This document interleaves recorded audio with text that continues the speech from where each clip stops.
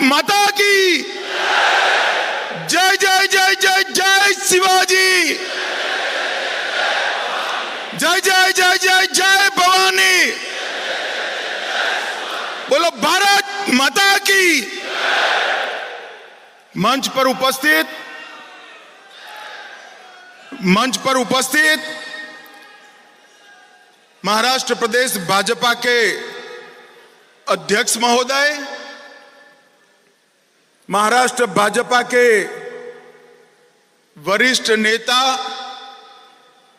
और हमारे उप मुख्यमंत्री श्रीमान देवेंद्र फडणवीस जी, मुंबई राज्य के प्रदेश अध्यक्ष, उनके नेतृत्व में बैठे हुए सारे महाराष्ट्र के वरिष्ठ नेतागण और आज महाराष्ट्र के कोने कोने से आए हुए ये सभी लगभग मंडलों को रिप्रेजेंट करने वाले देवतुल्य कार्यकर्ता भाइयों बहनों को नमस्कार, प्रणाम।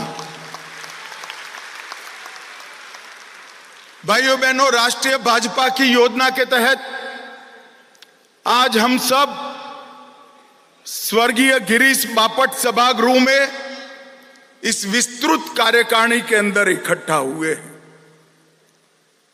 जब मैं यहां आया हूं तब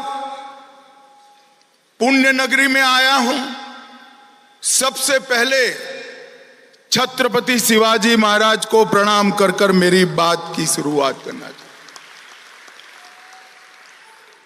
ये नगरी तिलक महाराज की नगरी है।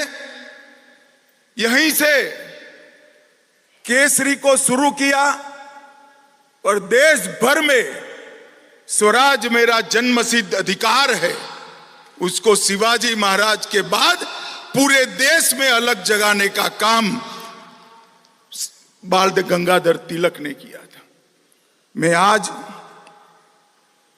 बाल गंगाधर तिलक, बाजीराव पेशवा और वीर सावरकर, ये तीनों महापुरुषों को मनपूर्वक प्रणाम कर कर मेरी बात की शुरुआत करना चाहिए। आज गुरु पूर्णिमा है। मैं महाराष्ट्र के सभी लोगों को गुरु पर्व की, गुरु पूर्णिमा की मनपूर्वक शुभकामनाएं देना चाहता हूं। भाइयों और बहनों, हम सब जानते हैं कि देश भर में हर प्रदेश के अंदर ये विस्तृत कार्यकारिणी का आयोजन हमारे पार्टी के अध्यक्ष श्रीमान जगत प्रकाश नड्डा जी के निर्देश पर हो रहा है। परंतु महाराष्ट्र की ये पुणे नगरी में विस्तृत कार्यकारिणी का एक अलग स्वरूप भी है, अलग उद्देश्य भी। हमने विस्तृत कार्यकारिणी देश भर में 2024 के चुनाव के बाद फिर से एक बार हमारे कार्यकर्ता हमारे विजय अभियान में लग जाए, इसके लिए बुलाई। परंतु महाराष्ट्र के अंदर ये विस्तृत कार्यकारिणी 2014 के चुनाव की समीक्षा के साथ साथ, 2024 की चुनाव की समीक्षा के साथ साथ 2024 में फिर से एक बार कमल फूल की युति सरकार बनाने के लिए बुलाई। और इसलिए आप सभी को निमंत्रित किया है। मैं सबसे पहले आप सभी कार्यकर्ताओं का मनपूर्वक अभिनंदन और आभार पार्टी की ओर से प्रकट करना चाहता हूं। कड़ी धूप के अंदर मैंने महाराष्ट्र के कार्यकर्ताओं को ये चुनाव अभियान के अंदर दौड़ते हुए देखा है, पसीना बहाते हुए देखा है, परिणाम के लिए पल पल जूझते हुए देखा है। और मैं आज कहने आया हूं कि महाराष्ट्र के हर कार्यकर्ता ने परिश्रम की पराकाष्ठा कर कर भारतीय जनता पार्टी को यश दिलाने का काम किया है। और भाई और बहनों, जब हम आज यहां आए हैं तो परिणाम हमारे सामने। 60 साल के बाद पहली बार देश में किसी एक नेता को तीसरी बार प्रधानमंत्री लेने का, शपथ लेने का यश मिला है, तो वो हमारे नेता नरेंद्र मोदी जी को। लगातार 3 बार मोदी जी प्रधानमंत्री बने, प्रधानमंत्री बनने की हैट्रिक लगाई। और आज मैं कहने आया हूं महाराष्ट्र के कार्यकर्ताओं को, हमने महाराष्ट्र विधानसभा में भी 14, 19 और 14 और 19 से योग जितना बड़ा विजय 24 में प्राप्त करने के लिए पुरुषार्थ करना है। कार्यकर्ता मुझे मिले हैं, कल रात को भी कुछ लोग मिले, आज सुबह से महाराष्ट्र के प्रमुख कार्यकर्ता मुझे मिल रहे हैं। थोड़ा बहुत कंफ्यूजन दिखाई पड़ता है, एक भ्रांति फैलाने का काम हमारे विपक्ष ने किया है। मैं आज आपको एक उदाहरण देकर 2024 के नतीजों को एक्सप्लेन करना चाहता हूं। 2 बच्चे थे, एक ही क्लास में पढ़ाई पढ़ते थे। एक बच्चा हमेशा 80% मार्क से पास होता था, क्लास में नंबर 1 आता था। दूसरी एग्जाम आई, उसने तय किया कि इस बार 80 नहीं चलेगा, मैं 90 लाऊंगा। अब उसने लक्ष्य तय किया। लक्ष्य कभी कोई नीचा नहीं तय करता है, ऊपर ऊंचा ही तय करता है। और दूसरा एक विद्यार्थी था, वो 4 साल में उसी कक्षा में नापास हो रहा था, उसको 20 मार्क आ रहे थे। उसने लक्ष्य रखा कि मैं 20 नहीं, इस बार 30 लाऊंगा। पास होने का लक्ष्य नहीं रखा, 30 लाने का लक्ष्य रखा। अब एग्जामिनेशन हो गए, परिणाम आ गया। जिसने 90 का लक्ष्य रखा था उसको 80 की जगह 78 आ गया, और जिसने 20 का लक्ष्य रखा था उसको 30 की जगह 25, 20 की जगह 25 आ गए। अब मुझे बताओ भाई, कौन सा विद्यार्थी का परिणाम अच्छा है? जरा बताओ, 80 वाले का अच्छा है या 20 वाले का अच्छा है? एक बात मुझे सभी कार्यकर्ता बताएं, जो विजयी होता है उसकी सरकार बनती है। भारत में सरकार किसकी बनी है? जरा जोर से बोलो, किसकी बनी है? विपक्ष में कौन बैठा है? तो विजयी कौन बना है? मैंने तो पहली बार ऐसा देखा है कि 30 मार्क का लक्ष्य लेकर 25 प्राप्त करने वाला बच्चा अहंकार में आ गया, और 90 का लक्ष्य रखकर 78 वाला पसोपस में पड़ गया। मैंने मेरे राजनीतिक जीवन में कई जय पराजय देखे, परंतु मैंने जीवन में कई लोगों को जीतने के बाद अहंकारी होते हुए भी देखा है। जीतने के बाद अहंकार आना, इसका आपको सैकड़ों उदाहरण दुनिया भर की राजनीति में मिलेगा, मगर एक अनूठा उदाहरण राहुल गांधी दुनिया को दे रहे, वो हारने के बाद अहंकारी हो गए। भाइयों और बहनों, मैं आज आपको बताने आया हूं, भारतीय जनता पार्टी को 240 सीटें मिली, एनडीए को 300 सीटें मिली, और पूरे इंडी अलायंस को इकट्ठा होकर 240 सीटें नहीं मिली है, ये हमें याद रखना है। भाई और बहनों, 14, 19 और 24 तीनों चुनाव का अगर योग कर देते हैं कांग्रेस पार्टी की सीट का, तो भी 240 नहीं होता जिसका हमें 24 में मिला है। मैं आज कहने आया कि इस चुनाव के अंदर देश भर की जनता ने नरेंद्र मोदी जी के 10 साल के शासन पर मुहर लगाने का काम किया है, और तीसरी बार मोदी जी को बहुमत के साथ शासन करने का अधिकार दिया है। 300 सीट गठबंधन की और 240 सीट भारतीय जनता पार्टी की। कांग्रेस ने 10 साल शासन किया, कभी 240 सीट यूपीए में उनकी नहीं आई थी। मगर हमारा कार्यकर्ता और अच्छे का आशा रखने वाला कार्यकर्ता है, इसलिए थोड़ा मन में कसक रह जाती है। रह गई है ना? अरे जोर से बोलो, रह गई या नहीं रह गई है? पक्का रह गई है?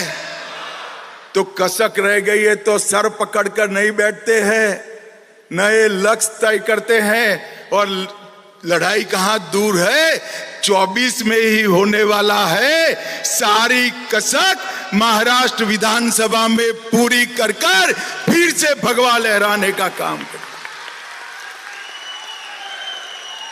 मैं आज कहने आया हूं कार्यकर्ता को, हम 2 सीट प्राप्त कर एक बार हुई थी, राजीव गांधी ने हमें तंज कसा था, हम 2 हमारे 2।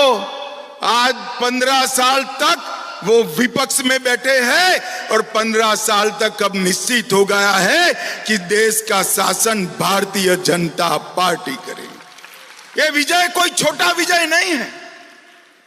10 साल के काम के बाद 0 एंटी इनकम्बेंसी के साथ तीसरी बार हमारा गठबंधन पूर्ण बहुमत लेकर निकला है। कार्यकर्ता को हताश होने की जरूरत नहीं है। आज मैं आपको कहकर जाता हूं, महाराष्ट्र चुनाव का परिणाम सुनिश्चित है। मेरी बात मानकर घर पे जाना, इधर उधर बातों में मत आना। महाराष्ट्र में अब तक का सबसे बड़ा विजय इस चुनाव में मैं दीवार पर लिखा हुआ पढ़ पाता हूं, प्रचंड बहुमत के साथ युति की सरकार बनी और युति की सरकार भारतीय जनता पार्टी के नेतृत्व में बनेगी। आप मेरे शब्द को ढंग से समझ कर रखिए, भारतीय जनता पार्टी के नेतृत्व में युति की सरकार अगले चुनाव में बनने जा रही है। और इसके लिए आज हमने संकल्प लेना, हम किस पार्टी के कार्यकर्ता हैं, हम सत्ता प्राप्त करने के लक्ष्य के लिए निकले हुए लोग नहीं। हम विचारधारा को लेकर राजनीति के मैदान में आए। हमारी पार्टी की स्थापना का कारण ही विचारधारा था। ये 10 साल में विचारधारा के क्षेत्र में हमने क्या प्राप्त किया? भारत में कोई नहीं मानता था कि भाजपा वाले कोरा नारा लगा रहे हैं, एक देश में 2 विधान 2 प्रधान 2 निशान नहीं चलेंगे, धारा 370 नहीं हटेगी। कई लोग चले गए, कई लोग चले जाएंगे ऐसा मानते थे। 10 साल में मोदी जी ने धारा 370 को समाप्त कर दिया और कश्मीर को हमेशा के लिए भारत के अंदर मिला।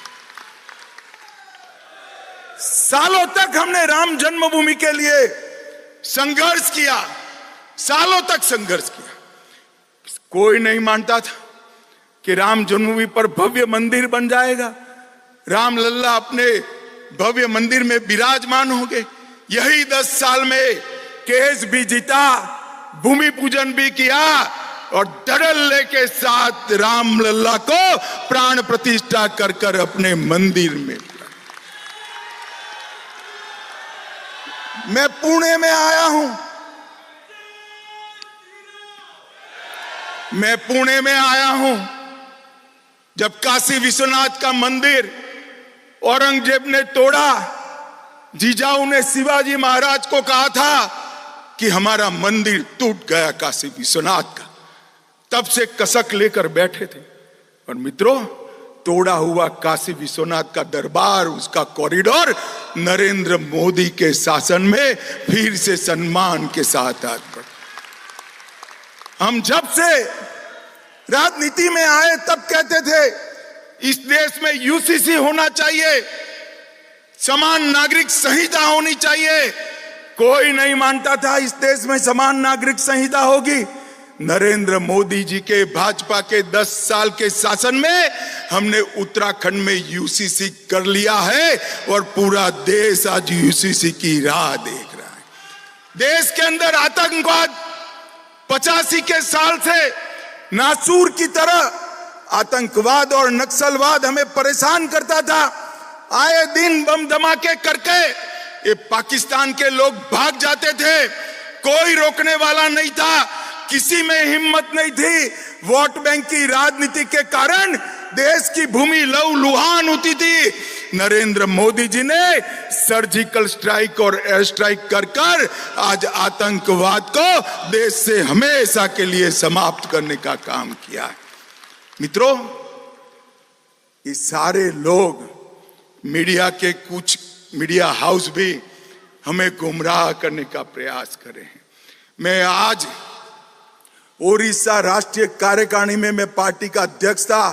मैंने कहा था 2014 का विजय 5 साल के लिए नहीं है, आने वाले 30 साल के लिए भारतीय जनता पार्टी का शासन इस देश पर रहने वाला है।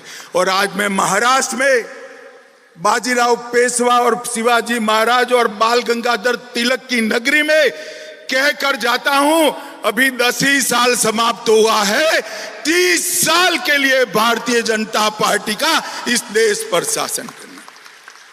हमने हमारे आत्मविश्वास को जागरूक करने की जरूरत है, हमारे पुरुषार्थ को बल देने की जरूरत है और हमारे आपसी मतभेदों को समाप्त करने की जरूरत है। महान भारत की रचना केवल और केवल भारतीय जनता पार्टी कर सकती है।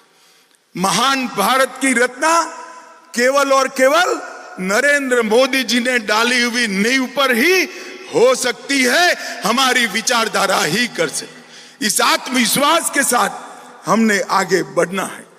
दीनदयाल उपाध्याय जी ने हमें अंत्योदय का स्वप्न दिया था। मोदी जी ने 10 साल के अंदर इस देश के 60 करोड़ गरीबों को घर दिया, बिजली दी, गैस का सिलेंडर दिया, शौचालय दिया, हर गरीब को प्रति माह प्रति व्यक्ति 5 किलो अनाज दिया, 5 लाख तक का बीमा दिया और देवेंद्र जी अब लाडली बहना और लाडली भैया भी देने जा रहे हैं। गरीब कल्याण का काम कोई कांग्रेस पार्टी नहीं कर सकती, कांग्रेस पार्टी के साथी भी नहीं कर सकते। गरीब कल्याण का काम केवल और केवल भारतीय जनता पार्टी कर सकती है और कोई नहीं कर सकता। भाइयों बहनों, ये कांग्रेस वाले कई सारे अपप्रचार यहां पर कर रहे हैं कि वो दलितों का, गरीबों का, पद दलितों का, आदिवासियों का कल्याण करेंगे। मैं आज पूछने आया हूं, 58 साल तक आपका शासन रहा, आपने गरीबों के लिए क्या किया? महात्मा फूले, अंबेडकर जी, इनके रास्ते पर चलने का तो नाम तो दूर, उनके उद्देश्यों को समाप्त करने का काम किया। 10 साल में हमने गरीबों का कल्याण करने का काम ये भारतीय जनता पार्टी की सरकार ने किया। और मैं आज यहां आया हूं तब आपको कहना चाहता हूं, ढेर सारी भ्रांतियां चल रही, भ्रांतियां चलाई गई, हम लोग भ्रांतियों में ना आए।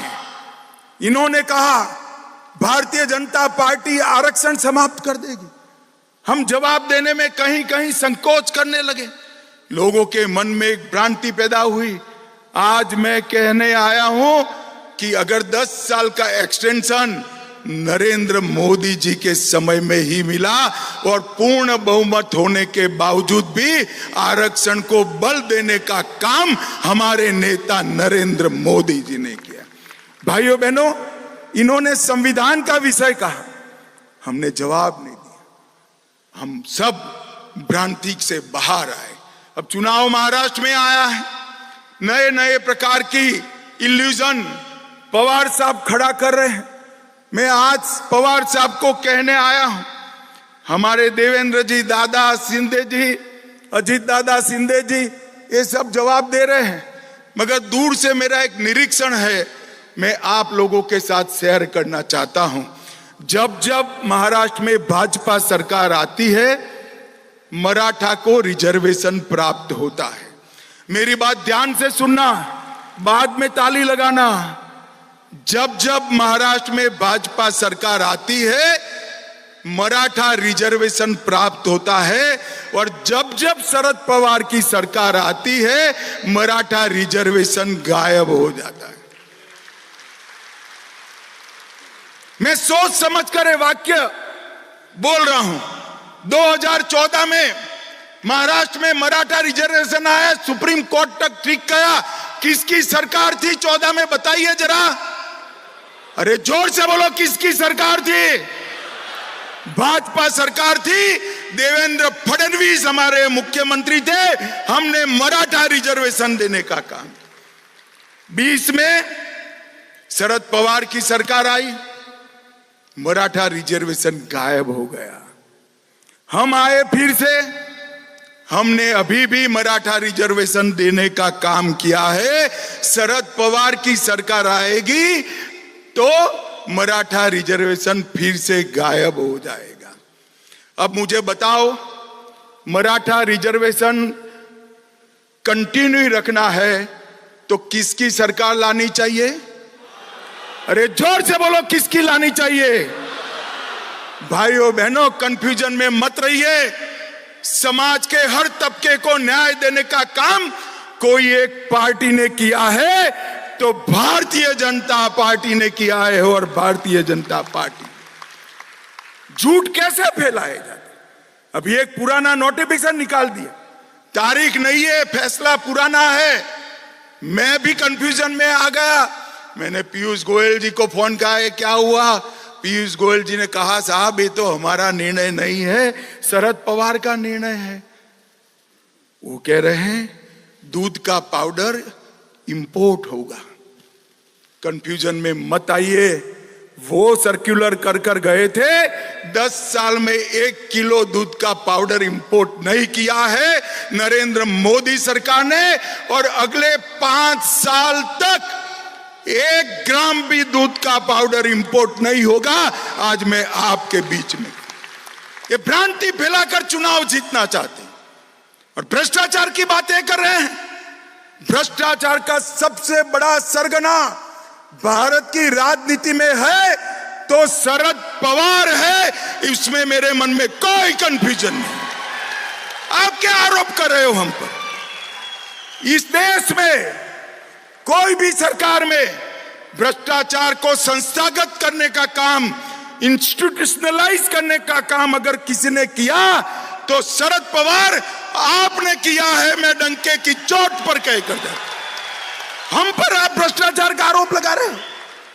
और इस बार शरद पवार जी, मेरा ये बापट सभागृह में बैठा हुआ कार्यकर्ता ढंग से जान गया है, आपके झूठ नहीं चलेंगे। मैं बता कर देता हूं, चलेंगे क्या?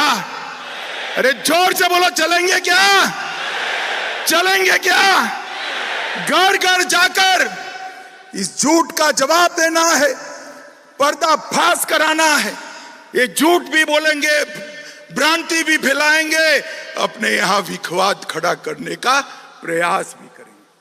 मैं सभी कार्यकर्ताओं को आज कहना चाहता हूं, अपने आप को इस चुनाव तक साइड पर कर दीजिए। अपनी जगह कमल के हित को केंद्र में ला दीजिए। एक एक कार्यकर्ता कमल को समर्पित हो। एक एक कार्यकर्ता कमल को जिताने के लिए परिश्रम की पराकाष्ठा करे और एक एक कार्यकर्ता अपने साथी को जिताने के लिए भाजपा से भी ज्यादा परिश्रम करे। मुझे बताओ भाइयों बहनों, एनडीए को जिताना है या नहीं जिताना है? ऐसे नहीं चलेगा भाई। मैं बनिए का बेटा हूं, गारंटी के बगैर वापस नहीं जाऊंगा। मुझे जरा जोर से बताइए, युति को जिताने के लिए जोर लगाएंगे? भाजपा का हर प्रत्याशी हमसे बढ़कर हम परिश्रम करेंगे। भाइयों बहनों, ये चुनाव जो है, ये चुनाव का परिणाम उनकी भ्रांतियों का जवाब। एक बार महाराष्ट्र, हरियाणा और झारखंड हम जीत लेते हैं, ये राहुल गांधी का अहंकार चूर चूर हो जाएगा। पूरे देश में जोम बढ़ने की जिम्मेदारी मेरे महाराष्ट्र भाजपा के कार्यकर्ताओं में। आप मुझे बताओ भाई, पूरे देश को फिर से एक बार 14 से ज्यादा जोश में लाना है या नहीं लाना है? अरे जोर से बोलो, लाना है नहीं लाना है? इसका एकमात्र रास्ता है इतिहास में अब तक का सबसे बड़ा विजय। महाराष्ट्र में पूरे देश के कार्यकर्ताओं को जोश दिलाने का काम करेगा। इसकी जिम्मेदारी भाइयों बहनों आपकी। भाइयों बहनों, ये जो बात करते हैं महाराष्ट्र के विकास की, जवाब लेते हैं। मैं आज शरद पवार को पूछने आया हूं, पवार साहब 10 साल तक आप महाराष्ट्र में आपकी सरकार थी, केंद्र में भी आपकी सरकार थी, 10 साल तक आपने महाराष्ट्र को क्या दिया? जरा हिसाब लेकर आइए, 10 साल में क्या दिया? झूठे वादों के अलावे आपने कुछ नहीं दिया। भाई और बहनों, यूपीए के 10 साल में महाराष्ट्र को केंद्र से 1,91,000 करोड़ मिला था, सिर्फ 1,91,000। कितना मिला था? जरा जोर से बोलो तो, और जोर से बोलो, घर घर जाकर बताना है कितना मिला था। 1 मिनट, कितना मिला था? फिर से बोलो। नरेंद्र मोदी जी ने 10 साल में 14 से 24 में 10,05,000 करोड़ रुपया महाराष्ट्र को देने। और पवार साहब, अगर हिसाब पे भरोसा नहीं है तो पुणे का कोई चौराहा तय कर दो, हमारा मुरली माहौल हिसाब लेकर खड़ा हो जाएगा, पाई पाई का हिसाब। मैं आज भाइयों बहनों 10 लाख करोड़ का हिसाब लेकर आया हूं, 10 लाख करोड़ का। ना उन्होंने मुंबई के लिए किया, खुद नासिक के लिए किया, ना पुणे के लिए किया, ना नागपुर के लिए किया। चारों शहरों का विकास अगर किसी ने किया तो नरेंद्र मोदी सरकार ने किया। हमने रोडवेज के लिए 75,000 करोड़ दिया, रेलवे के लिए 2,10,000 करोड़ दिया। ये रेलवे मंत्री यहां बैठे, जोर से ताली बजाओ, जरा जोर से ताली बजाओ। और 1,00,000 करोड़ का मुंबई अहमदाबाद बुलेट ट्रेन मैंने 10 लाख करोड़ में नहीं गिना है। और 4,04,000 करोड़ एयरपोर्ट के विकास के लिए दिया। 6 लेन का अटल बिहारी वाजपेयी सेवारी नया सेवा अटल सेतु का उद्घाटन हुआ। 11,000 करोड़ का पालखी मार्ग बना। रेलवे के 5800 किलोमीटर के 34 नए प्रोजेक्ट आए। 561 करोड़ से महाराष्ट्र में 9 एयरपोर्टों का रिनोवेशन हुआ। मत्स्य पालन के लिए, सिर्फ मत्स्य पालन के लिए 2600 करोड़ रुपया और 1,80,000 मछुआरों के लिए बड़े बड़े मत्स्य केंद्र बनाने का काम नरेंद्र मोदी सरकार ने। और पवार साहब, आप कहते हो कि आपने विकास किया। ये महाराष्ट्र के सहकारी साकर कारखाने, महाराष्ट्र के किसानों का समृद्धि का राजमार्ग। 10 साल तक पवार साहब आप कृषि मंत्री, सहकारिता मंत्री थे। 10 साल तक 10,000 करोड़ का इनकम टैक्स का प्रश्न आप सॉल्व नहीं कर पाए थे। मैं सहकारिता मंत्री गया, मोदी जी के पास फाइल लेकर गया, 1.5 मिनट में 10,000 करोड़ का साकर कारखानाओं का काम नरेंद्र मोदी। आप जो 10 साल तक नहीं कर पाए, वो मोदी जी ने 1.5 साल में किया। महाराष्ट्र सरकार ने भी नया बजट पारित किया। मोदी जी ने नारी शक्ति वंदन अधिनियम से बहनों को विधानसभा और लोकसभा में 33% आरक्षण दिया। और देवेंद्र फडणवीस ने माझी लाड़की बहन कर हर बहन को 1,500 रुपया हर महीने भेजने की शुरुआत। अब पवार साहब कहते हैं इसमें नया क्या है? मैं भी मानता हूं इसमें नया क्या है। तो आपने क्यों नहीं किया भला बताइए? आपने करना चाहिए था ना। अब चिंता मत करो पवार साहब, महाराष्ट्र की जनता आपको करने का मौका भी नहीं देने वाली है। फिर से भारतीय जनता पार्टी की सरकार आनी। और खटाखट खटाखट खटाखट याद आता है ना? आता है या नहीं आता है? मैं आज राहुल बाबा को कहने आया हूं, देश की जनता ने तो खटाखट खटाखट फटाफट फटाफट पर भरोसा नहीं किया, मगर आपके पास राज्य सरकारें हैं। कर्नाटक में है, हिमाचल में है, तेलंगाना में है, 3 तो बची ही है। तो वहां खटाखट भेज दीजिए ना पैसा भाई। भेजना चाहिए या नहीं भेजना चाहिए? मैं तो तेलंगाना, कर्नाटक और हिमाचल की बहनों को कहना चाहता हूं, एक खटाखट का डिमांड खड़ा करिए। अरे छोड़िए राहुल बाबा, आपकी सरकारों को एजेंडा देख लीजिए। तेलंगाना और कर्नाटक में और हिमाचल में 1/3 एजेंडा भी आप पूरा नहीं कर पाए, और मोदी सरकार ने 14 के एजेंडे में से एक भी बात बाकी नहीं है, और 19 के एजेंडे में सिर्फ 3% बात बाकी। भाइयों बहनों, ये हमारा काम करने का पद्धति है। हमने यहां पर महाराष्ट्र के विकास के लिए ढेर सारे काम देवेंद्र जी ने किए। एनडीए की सरकार में समृद्धि राजमार्ग, मुंबई कोस्टल रोड अटल सेतु, मुंबई नागपुर और पुणे में मेट्रो, जलयुक्त शिवार, कृष्णा भीमा स्थिरीकरण, टेम्बूर मैसाल जैसी योजनाओं को हमने पूरा करने का काम। और मैं बहुत तटस्थता के साथ कहना चाहता हूं, 14 से 19 का कार्यकाल देवेंद्र फडणवीस का महाराष्ट्र के इतिहास में विकास के लिए हमेशा जाना जाए। ये हमारी कार्य संस्कृति है। जब हम आते हैं तो हमारी पार्टी और हमारा नहीं सोचते हैं। हम आते हैं तो गरीब, दलित, पिछड़ा, आदिवासी का सोचते हैं। और ये काम हमने महाराष्ट्र में भी करा कर देखा बताया है, और देश में भी कर अभी मोदी जी आए थे 13 जुलाई को 30,000 करोड़ की नई परियोजनाओं का शिलान्यास और उद्घाटन नरेंद्र मोदी जी को कर दिया। भाइयों बहनों, ये हमेशा बाबा साहेब का नाम देते हैं। मैं अभ्यास के आधार पर कह सकता हूं, बाबा साहेब आंबेडकर की अवगणना और अपमान जितना कांग्रेस ने किया है, इतना अंग्रेजों ने भी नहीं किया था। ये बात हमने घर घर जाकर बतानी। और बाबा साहब से जुड़े हुए 5 तीर्थ बनाने का काम किया तो भारतीय जनता पार्टी ने किया, और किसी ने नहीं किया। बाबा साहब को भारत रत्न कांग्रेस पार्टी थी तब नहीं मिला।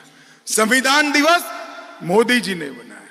महाराष्ट्र, गुजरात में थे तब संविधान की 26 जनवरी को यात्रा निकाली थी, और बाबा साहब के याद में भव्य स्मारक दिल्ली में भी बनाने का काम किया। और भाइयों बहनों, मैं आज आपको फिर से एक बार कहता हूं, भारतीय जनता पार्टी की नरेंद्र मोदी सरकार ने देश की सुरक्षा को सुनिश्चित किया है। देश भर में दशकों से जड़ लगाकर बैठे हुए नक्सलवाद को समाप्ति के कगार पर लाकर खड़ दी। आज मैं आपको कहकर जाता हूं, अब महाराष्ट्र की जनता को बता सकते हैं, 2 साल के अंदर ये देश नक्सलवाद से मुक्त हो जाएगा। इसमें किसी को शंका रखने की जरूरत। और भाइयों और बहनों, नरेंद्र मोदी जी ने तुष्टीकरण की जगह सबको न्याय का सूत्र अपनाते हुए देश की सुरक्षा को सुनिश्चित किया है। आतंकवाद को जड़ से उखाड़ने के लिए कई सारे फैसले लिए, और मैं इसका साक्षी हूं। मैं आपको आपके जैसे कार्यकर्ता के नाते बताता हूं, देश की सुरक्षा को औरंगजेब फैन क्लब सुनिश्चित नहीं कर सकती, Bharatiya Janata party. Aurangzeb fan club कौन है? जरा जोर से बोलो। औरंगजेब फैन क्लब कौन है? ठीक है, अघाड़ी वाले हैं। और उसका नेता कौन है? श्रीमान उद्धव ठाकरे औरंगजेब फैन क्लब के नेता बने। अपने आप को बाला साहब का वारिस कहने वाले उद्धव जी कसाब को बिरयानी खिलाने वाले लोगों के साथ बैठे हैं। उद्धव जी याकूब को छोड़ने की गुहार लगाने वाले के साथ आप बैठे हो। जाकिर नाइक को मैसेंजर ऑफ पीस बनाने वालों की गोदी में उद्धव जी आप बैठे हो। पीएफआई को सपोर्ट करने वालों की गोदी में उद्धव ठाकरे आप बैठे हो और संभाजी नगर का विरोध करने वाले की गोदी में उद्धव ठाकरे आप बैठे हो। आपको शर्म आनी चाहिए। मुझे बताओ भाइयों बहनों, ये औरंगजेब फैन क्लब महाराष्ट्र और देश को सुरक्षित कर सकती है क्या? जोर से बोलो, कर सकती है क्या? देश को सुरक्षा केवल और केवल भारतीय जनता पार्टी दे सकती है। महाराष्ट्र को सुरक्षा केवल और केवल भारतीय जनता पार्टी दे सकती है। और भाइयों और बहनों, मैं यहां पर अंत में अपील करने के लिए, मैं छोटा था तब मेरी माताजी मुझे गीता समझाती थी। गीता में उन्होंने कहा कि दोनों ओर सेनाएं लगी थी और श्री कृष्ण ने इस श्लोकों का चखीरा के माध्यम से अर्जुन के विषाद को समाप्त करने का प्रयास किया। बाल सहज कुतूहल से मैंने मेरी माँ को पूछा कि दोनों ओर सेनाएं लगी है, नगाड़े बज रहे हैं, तुतारी बज रही है, दंदूभी बज रहे हैं, हाथी खड़े हैं, घोड़े खड़े हैं, और इसमें इतना बड़ा उपदेश कैसे दिया होगा? तो मेरी माँ ने मुझे बताया था कि पूरी गीता श्री कृष्ण ने नहीं पढ़ी होगी। शायद श्री कृष्ण ने इतना कहा होगा, अर्जुन स्मृति को तेज करो, जीवन भर मैंने जो उपदेश दिया है उसको आत्मसात करो और धनुष बाण चढ़ाओ और कौरवों का संहार करो। आज मैं यहां आया हूं तब मेरे सामने रामबाबू जैसे वरिष्ठ कार्यकर्ता भी बैठे हैं, वरिष्ठ नेता भी बैठे, जो चुनाव लड़े हैं, लड़ाए हैं। मुझे चुनाव के गुर आपको नहीं सिखाने हैं। मैं एक ही बात करना चाहता हूं, पूरा जीवन हमारे पुरखों ने, हमारे वडीलों ने जो हमें सिखाया है वो याद करें।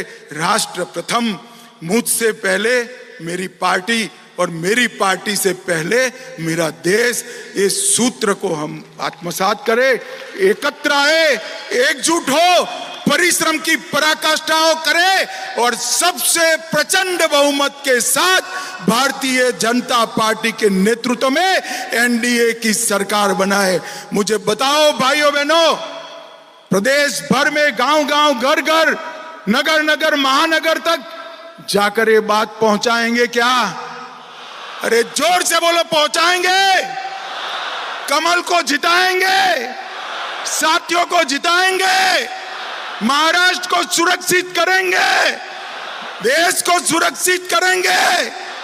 फिर से एक बार महाराष्ट्र में भाजपा सरकार बनाएंगे तो मेरे साथ दोनों हाथ उठाइए और प्रचंड आवाज से मुट्ठी भींच कर बोलिए, भारत माता की, भारत माता की, वंदे वंदे।